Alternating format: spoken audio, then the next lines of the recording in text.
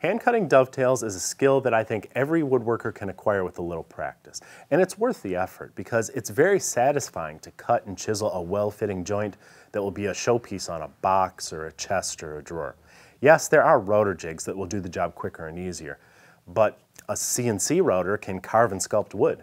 Yet that doesn't mean there's no value to doing that by hand if you have the ability. Hand-cut dovetails are like a carving. They're a personal touch that's worth the effort. Now, if you made it this far into the video without saying, screw it, I'm never hand-cutting dovetails, then I think you might like this project. It's a homemade dovetail workstation, and it solves some common dovetailing problems. First, it lifts your work up to a more comfortable level, so you aren't hunched over as you would be at a regular woodworking bench. I find this to be much more comfortable on my back. It also provides work holding features, both on the face and on the top, so you don't need a traditional workbench to cut your dovetails. This can be clamped on any work surface. You can even take it with you outside the shop. Your tools store right inside. You can build this yourself from just a little bit of plywood. Below this video, I'll place a link to a set of detailed plans, including step-by-step instructions to walk you through its construction and use. In this video, I'll give you some insight into the design, and later we'll produce a separate video showing you how to use it to hand dovetail the drawer that's inside. The clamping system is T-track based. The problem with T-track is the 3/8 inch deep grooves that must be used to embed the T-track into the plywood leave little meat for the screws to secure the track underneath. If you want to tighten your work holding clamps well, you need more strength, or else you risk just pulling up the track. As you'll see, I solved this problem later in the design. This track is embedded just enough to be flush with the 1/4 inch sacrificial panels on top. Why sacrificial panels? Because this is where you'll be doing your chiseling out the waste between the tails. It is bound to get abused, even if you're careful. I want this workstation to last a lifetime, so this work surface has to be replaceable. Most of the construction is pretty easy, just glue and nails.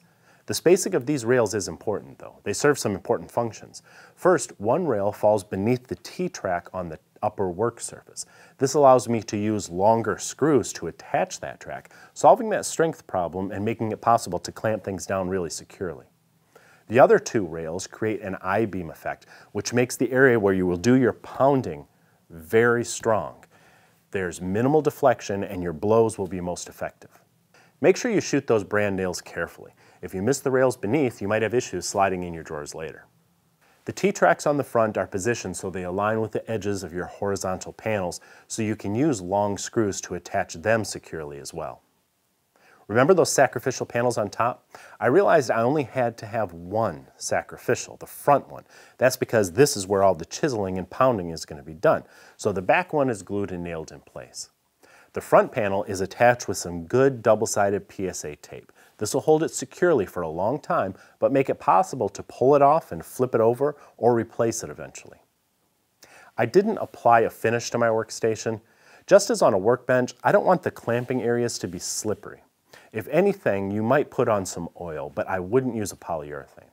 The clamps can be bought online. I'll link to some below and to some T-track, as well as to those plans and step-by-step instructions for building the workstation, as I mentioned. This sucker is really heavy duty, as it should be, because it's essentially a portable workbench. You can use it without a drawer, or you can make a simple plywood box to slide into the opening. But now that you have a workstation to do it comfortably, why not practice your dovetailing skills? Next time, we'll dovetail a drawer, and then we'll fill it with essential dovetailing tools. See you then. At first glance, you may be taken aback by the tool's stunning form or its exceptional heirloom quality.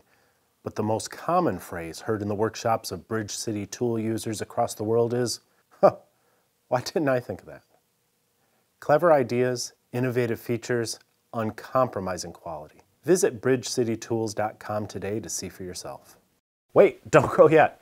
If you're new here, please subscribe and remember to ring the bell. I would really appreciate that. Give us a thumbs up, or better yet, leave us a comment. I always read them. And be sure to check out the latest issue of Stumpy Nubs Woodworking Journal. It's always packed with tips, tricks, and tutorials designed to make you a better woodworker.